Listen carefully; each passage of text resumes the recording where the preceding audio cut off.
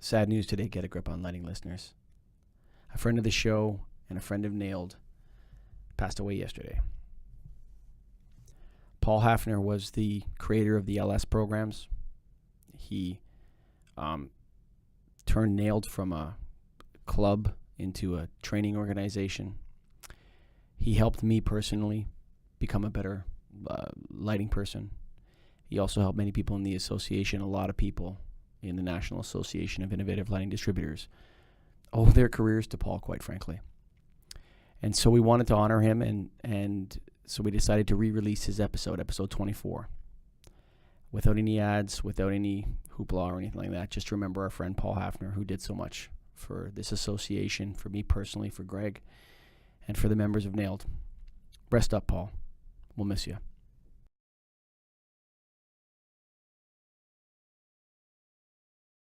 Welcome to the Get a Grip on Lighting podcast, Paul Hafner. Thanks, guys. Good to be here. How you doing, Greg? Good. Good to see you, Paul. Appreciate you coming on. Good to be seen, Michael. All right. You know what? He's a natural. I didn't even ask him. I didn't even have to ask him to say hi to you, Greg. He's a That's the natural. first time in 23 of them. Yeah. 23. You know what's interesting? So Paul Hafner is the creator of LS1 and LS2, and we've talked about it ad nauseum on this show. Paul, how long have you been in the lighting business? At least 30 years. At least. And, you know, over that time period, how many transitions have you seen? And then an adjunct to that question, what's this LED transition like and how is it different? Well, first of all, I'd say that what we experienced up until 2008 was a slow churn. You had advances in HID from mercury vapor to metal halide to high pressure sodium to ceramic discharge metal halide. But those were over periods of decades. The same thing happened with fluorescent.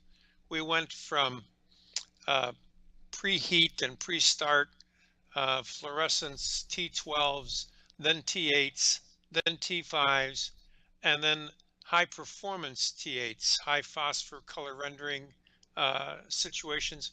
So, but these things were done over decades. Then in 2008, we had the first commercially viable solid state lighting where we could have an actual viable light source produced by solid state lighting. But imagine now, in one decade, we've gone from solid state lighting that was maybe 30 lumens per watt to now what are we up to? 200 lumens per watt, or some of them higher. So a lot has changed in a very, very quick time. So I'd say that the difference between traditional lighting sources and solid state lighting sources is how rapidly solid state lighting has grabbed hold of the market and transformed it, changed it, made it into something brand new. Would you consider that being for the good or for the bad? Oh, I definitely think it's for the good, because what's happened is now we're finally we're moving away, I think, from trying to make solid state lighting that looked like the old light sources, and we're finally emerging with new solid state lighting that takes advantage of the small size, high lumens per watt, and really good color that can be delivered by solid state lighting, and that's reduced our energy consumption by, in many cases, 70 and 75% of what we were using when we were using traditional lighting sources. What's your favorite light source? My favorite light source? I'm going to say CDM metal halide. Well, let me just say that's the first thing that rolls off of my tongue for certain types of applications where HID in ceramic discharge metal halide might still be the light source of choice. But even this is changing rapidly because of how good we're getting at creating high color rendering sources in solid state lighting, and at the lumens per watt that we have. We have a smaller driver, we have a smaller set of a chipset, we have longer life, we have better lumen maintenance. All of these things are taking place even against what I consider to be one of the best sources on the HID side, ceramic discharge metal halide. The competition for solid state lighting is still still fluorescent. It's still an inexpensive light source, and it's going to take a little longer, I think, for fluorescent to be displaced by solid state lighting. But it's going to happen. It's not a question of if, it's when. When you say we, you say we a lot. Actually, I've always found that interesting. When I would go to a nailed convention, whenever Paul Hafner was speaking, he was always dragging me into the greater lighting business with the we's. And I always felt like I'm an independent lighting distributor, Paul. And who do you mean by we? I think that's a fair question. Sure. Well, we is all of us who are practicing lighting professionals. We don't have a singular stage here. It isn't like there's a distributor over there who has his own lighting thing. You're participating in a greater piece of the pie. That pie is the ability to produce light that supports people's ability to perform visual tasks. Think about that. That's what we're doing. That's what we do. And we share in the knowledge from the science side, those guys who made the first LED chips or the first incandescent light bulbs, the British, and then Edison gets credit for it and yada, yada, the story. So this is us. We are a part of this. It's not just a business here or a business there. There are people like PhD lighting sciences Kevin Hauser, who gets all of these ideas about how lighting affects the visual performance system. You get Dr. Brainerd, who identifies the non-visual photoreceptor, and we find out about the effect lighting has on our circadian rhythms and our ability, our sleep cycles, and how it's affecting people with Alzheimer's. I mean, the we is this enormous field of professionals, all who contribute something wonderful to this profession we call light and lighting. How did you get your start in lighting, Paul? Very accidentally. I was working for a company that was selling building control energy management systems, and we would go and do this with HVAC systems, basically adapting to the temperature outside and using all of these more sophisticated algorithms to control the amount of energy we used and when we turned things on and when we turned things off. And one day I saw this article in a magazine for a specular reflector. It was from a company out in California. And to make a long story short, the engineer I was working with on the HVAC systems, he said, we can make those if we get a break-in here. And we got a metal break-in, and we've got some specular aluminum. And he wrote a program that would design the reflector so that it didn't just take the light and swoop it down at the target. It actually reproduced the photometry of the original fixture with the specular reflector. And remember, at this time, we were using fluorescent fixtures that had 4 T12 lamps in them, and we were moving to T8s, which were much more efficient, which were much more effective at delivering light. And I didn't know anything about any of that at the time. And one thing led to another. I became fascinated with light and lighting and how we could take light and produce the light that was required for the performance of visual tasks and put it where people really needed it to be, and do it for a lot less energy and a lot less money out of pocket. And it became a fascination. And then the utility companies back in 1989, 1990, just a couple of years ago, you guys were, well, never mind.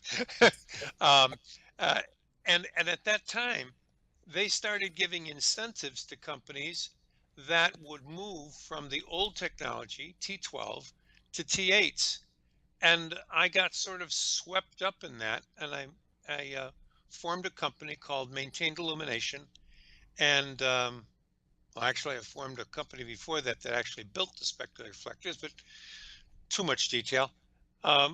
We started Maintained Illumination, and I worked with a contractor and a few distributors. And what we wound up doing was putting together projects.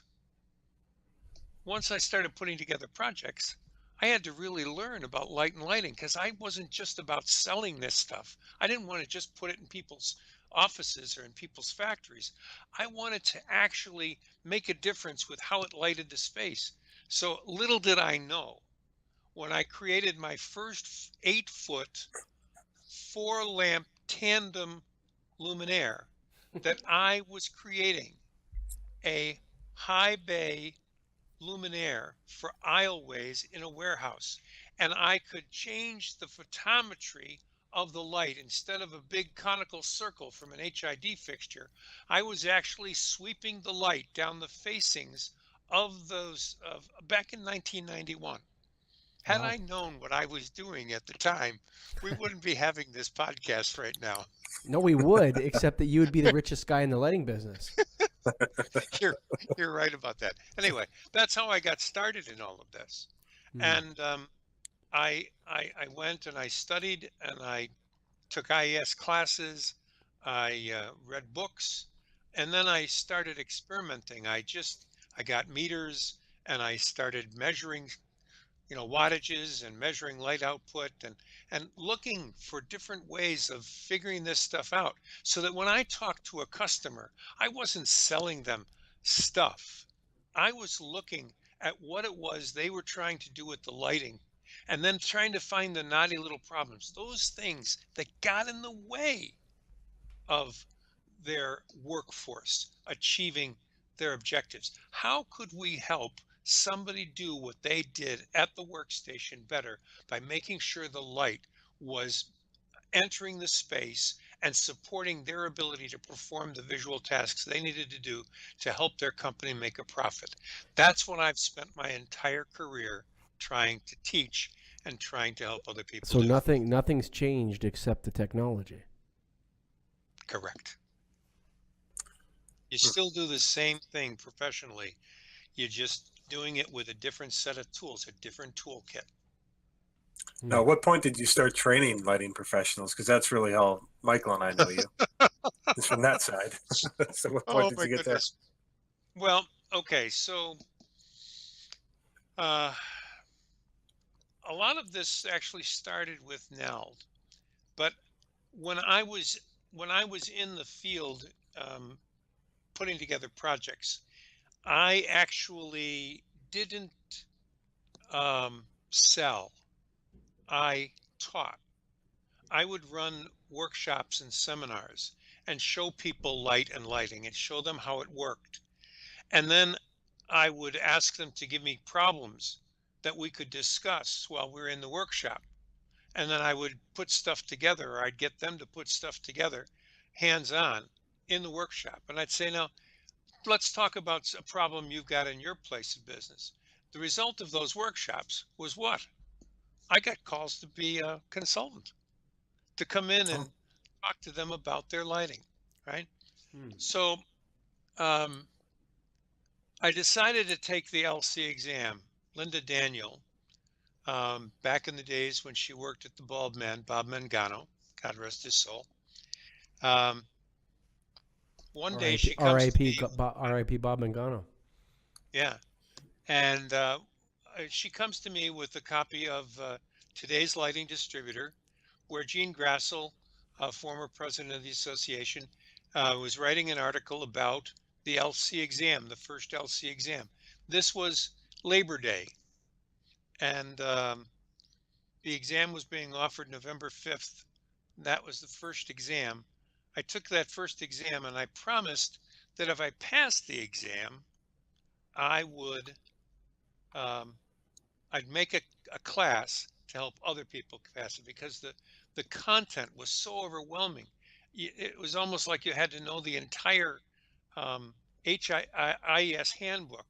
And then there were all these other things, the RPs, which I didn't even know what the heck an RP was at the time, recommended practices. I didn't know what any of the design guides or any of that stuff was at the time I took the exam. In fact, of the 6 categories in taking the exam, I knew survey, audit, and I knew operations and maintenance, and I knew I knew the audit. We're going to bring you section. back. Yeah, the LC exam is tough, Paul. That's why I never took it. So, but here, so how did you come to be involved with NAILD? How did that happen? Well, that's what I was getting to. Okay. All right. So I passed the exam. I passed by 1 point. Nice. Right. So it turns out that the board at NAILD had heard that I had passed the exam, and they were wondering if I could help them study for the exam. So in order to do that, I had to write a course that would help them to do that. And in order to teach the course, I had to get it approved by the NCQLP, the National Council on the Qualification of Lighting Professions. And I got that done, and I went out and I taught 6 guys. Randy Johnson, I think, was one of them, and Bill Hurd and Sid Phillips, a couple of others, but these were all Those are board some members. legends. Those are some legends you have there. Yeah. So we taught that course. I taught it every year for a couple of years. And then one day in December 28th, 1998, I get a call from Alan Bender. He said, "We've heard about you. Like you to consider being the manager of lighting education at Philips Lighting." I laughed. I said, "Who put you up to this? That's a joke, right? I'm a plotter from Buffalo. Kevin Hauser, doctor, PhD lighting sciences, is the current manager of lighting education at Philips. I know him. I've been taking classes from him. I would have no idea what to do." He said, "Well, they're trying to go in another direction, and we'd like you to consider." Long story short, March 28th, 1999, I'm sitting in Kevin Hauser's office as the manager of lighting education at Philips. And so began my career as a training professional in lighting. But it turns out, Michael, that I had been training people in lighting all the time I was building projects. It never really changed. What I've done my entire career is help people learn about new technology through facilitating a process of learning. You know what's interesting about that, Paul? Is that in a lot of ways, Greg and I feel like we've been doing podcasts with each other since we started to go to NAILD conventions in 2007 or 2006. We've been meeting and discussing these things, and we always thought we should record this. This is really interesting stuff.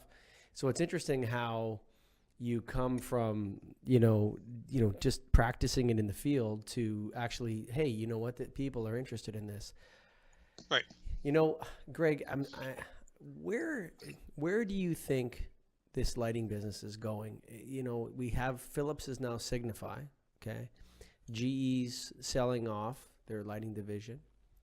Sylvania already has where is this going in the end, Paul? Like, where you're a sage, you're a man of you're a wise man of the lighting business, Gandalf. You're the Gandalf of lighting. Where are we going with this thing now? Yeah, there you go. Well, I think it's going to take some settling out. I believe Current is still around for GE. I know that the GE lighting technology side is going by the board, but Current is still around. And what I see happening is the next step is really this whole business of lighting and controls, and lighting as being more than just about lighting, but being about all of these other elements that can be driven through a solid state delivery system. And whether that's going to be PoE, right, power over Ethernet, I think that's going to be a very big deal. I think we're going to see a lot of that. We're still going to energize lighting devices. We're still going to deliver light to the work plane to support people's ability to perform visual tasks that support a company's ability to make a profit and reach their institutional goals. All of the things that all of us have been doing, some of us for decades, are going to continue to be done. But the devices, the names of the companies, the technologies, those are all going to modify, grow, and adjust as we go along. It's a very, very exciting time.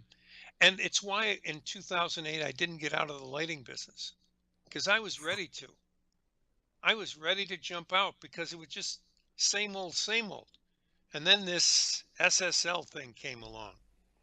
And now I've been talking with several companies on the PoE side, and I see some really outstanding stuff on that whole realm of things. So I think fundamentally what I know about light and lighting is still going to be valuable going forward, but the way in which we deliver that light, the tools, the techniques, the technologies, that's what's going to adjust, and the names of the companies are going to change.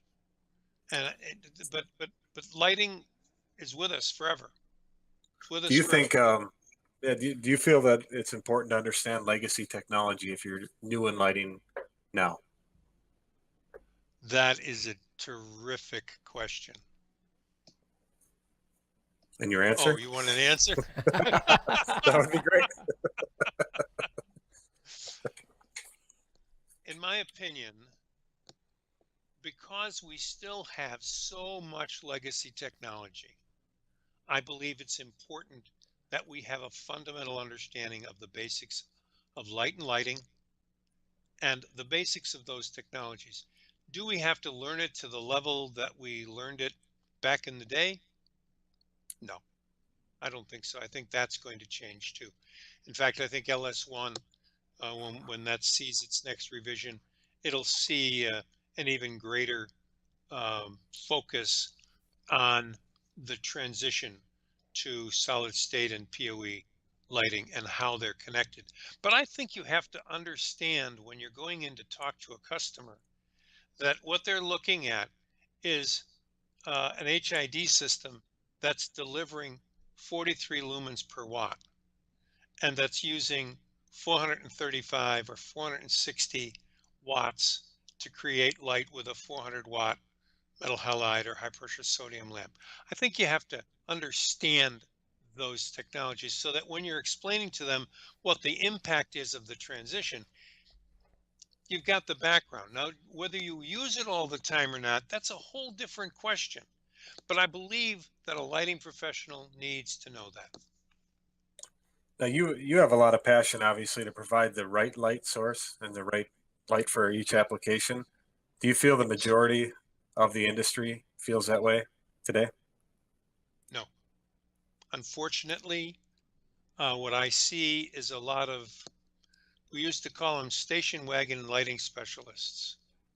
They got it in the trunk, they pull it out, and they've got the answer. And they've never even thought to ask the right questions. And that's unfortunate because stuff gets built both with what I consider to be less than superior product and done in ways that are less than than viable for the health of a business and the health of the workforce. I'm just very disappointed in that part of our business, but I don't know how you police that. I think we just got to make, and that's why I teach, because I want to make our buyers, our customers smarter so that they know the right kinds of questions to ask, so that they know what to look for in a provider. And then I'm going to make sure that the people who are out there providing these products in the marketplace, that they're as bright and talented as they can be, so that they they share these ideas with customers in ways that differentiate themselves in the marketplace. But you know, so Paul, there was a time in LED, I think in the LED world, where the innovation or the sale was largely driven by energy savings. Okay, you had a $25 A19 replacement or a $30 LED TA tube, and you're making this energy case. Right. The problem now, or not the problem, or maybe where we are now, is that the if you walk into my showroom, you're going to see LED bulbs for, you know, $2 Canadian, you know, $3 Correct. Canadian dollars. And I think the sale is largely being driven by price. And I whenever I go to shows or when we bring people on the show, and we spoke to David Nathaniel, we spoke to different people, and they're going back to saying we got to get back to quality. But I still think 90% of the sales are on price. How do you get back to quality? I don't disagree with you. I would take exception to the fact that for the most part, when we taught in the Philips Lighting Center, we did not talk about the price of the lamp. We didn't focus primarily on the we did a thing called the value pyramid. I wish I had a graphic here to show this, but at the bottom, if you imagine the bottom of the pyramid was price. The next level was the total cost of ownership. So selling on the value, the energy savings that one take, and the maintenance savings. And then at the top was called hobby, the human and business impacts of lighting. And one of the regional sales guys at Philips said, you know, it seems to me that wherever you start on the value pyramid, that's as high as you can go. And he was absolutely right. If you start with price, you're stuck. If you start with total cost of ownership, you're stuck. But if you start with the human and business impacts, even if you have to descend down the pyramid, which sometimes practicality requires that you do so. If you start with the human and business impacts of lighting, all of a sudden you've transformed the discussion, because no longer are you talking about what that light bulb is. You're talking about why that light bulb matters. See, the what and the how of I love that lighting you said is light easy. bulb. I love that he said light bulb. So did Randy Johnson. I All love the it. LCs. I love it. Light bulbs. I love it. The what and the how of that light bulb is easy. What is it? It's a light bulb. How does it work? You can talk about it incandescent, compact fluorescent, or solid state. But why does it matter? Well, here's the thing. I'm going to jump in. Let me jump in here because we just did a podcast with Dan Ryan from VergeSense. You met him at the convention, the recent Sure. convention, right? And he brought up an interesting point where he said the $3, $30, $300 pyramid. And he said, you know, on the podcast, not at the convention, but I thought that was the most interesting point he made. He said, lighting has an opportunity to go. So I think it was Jones Lang LaSalle, JLL or whatever, put out a study and they said energy and maintenance is $3 a square foot. Something else was what was $30 a square foot, Greg? fixed expense. Maybe I can't remember. I can't offhand, remember so exactly, but yeah. then productivity was The cost of 300. the 30, the $3 a square foot is the cost of the lighting and the energy, right? Yep. The $30 a square foot is the cost of the structure and Or the capital putting the cost. building The capital cost. capital Yes. cost. And And the the $300. $300 a square foot is the cost of the people. That's right. And what he was saying is that now, for the first time ever, this is interesting because that industry can go from the $3 range per square foot, and then now talk about the $300 per square foot. If we start looking at the health effects of lighting, we look at IoT, we look at Right. smart lighting. I agreed with him on the show, and I thought it was my favorite podcast ever, except for this one, Paul, with you. Of course, that goes without saying. But it has an opportunity to get in that $300 a square foot market. Can you see yourself teaching a class that tells people how to sell the productivity of lighting? Because I don't know anybody that knows how to do this right now.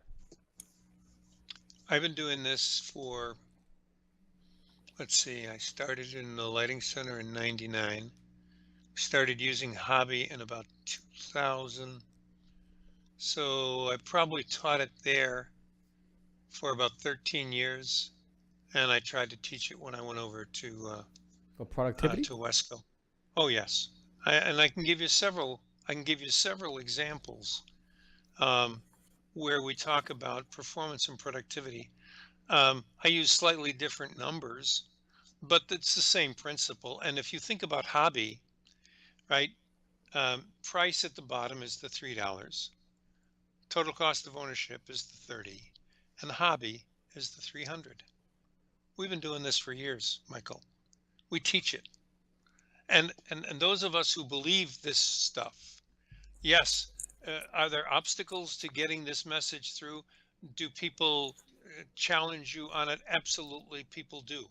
But the fact of the matter is that if you look, if you can work people through some basic math and through some basic office examples, you can show them how.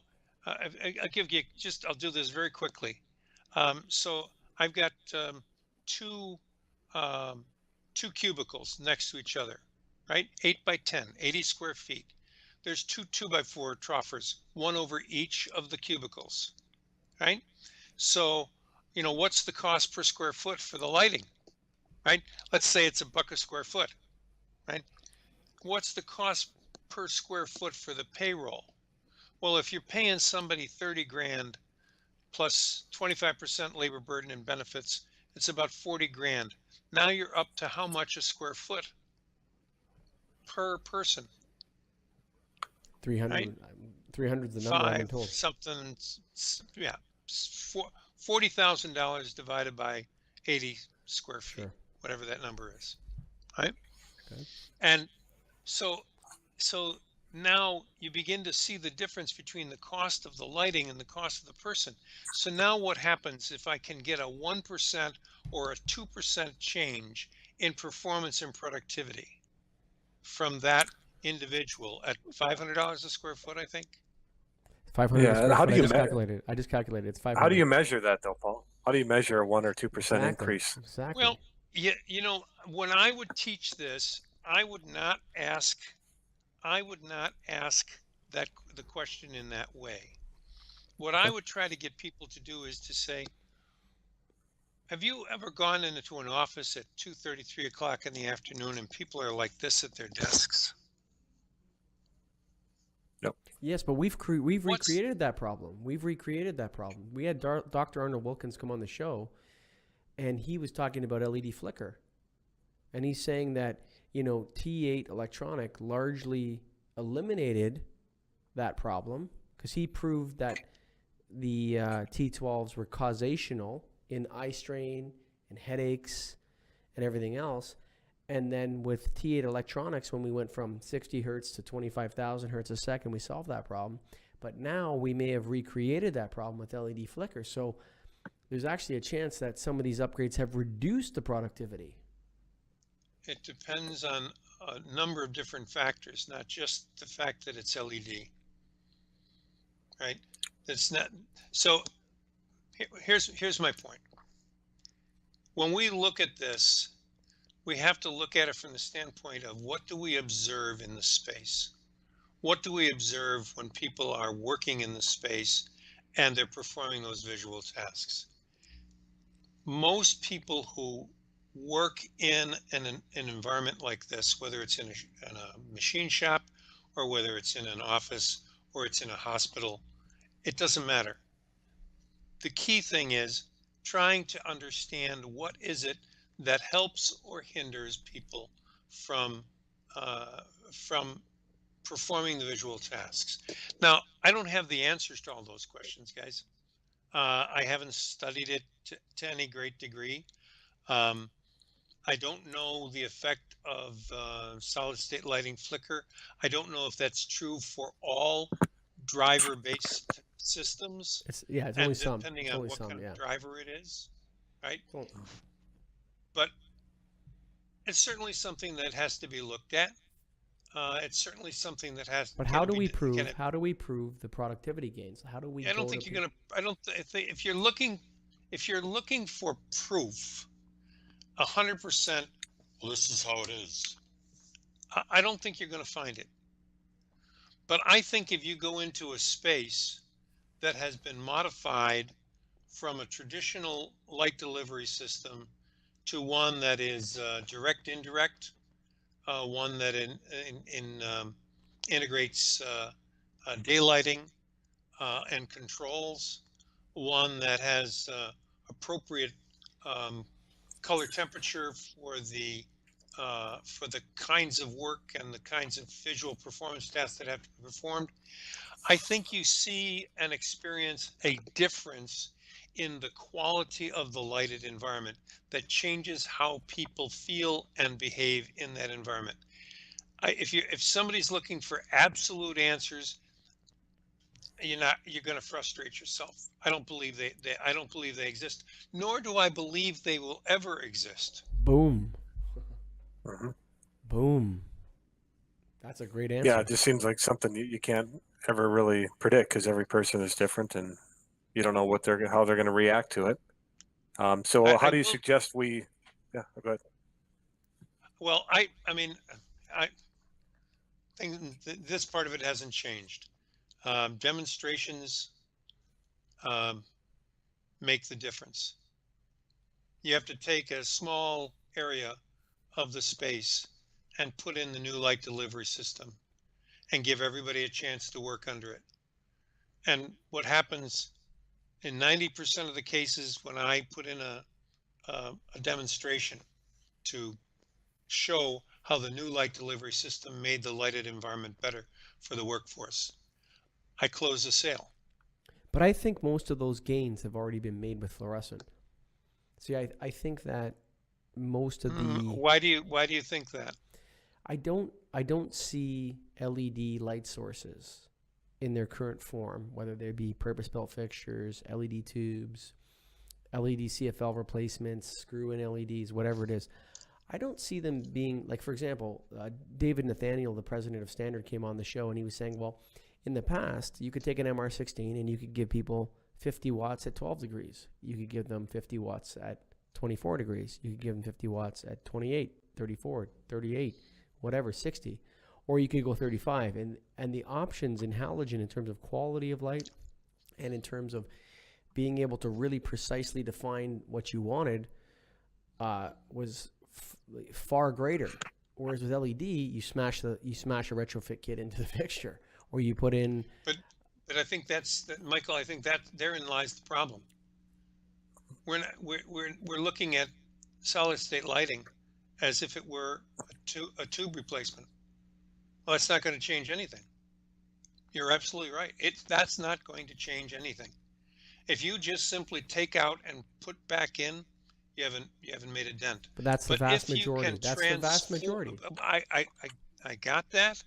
But remember, we're lighting professionals. We're not just sellers of stuff. If we're just going to sell stuff, you're right. We're hung out to dry.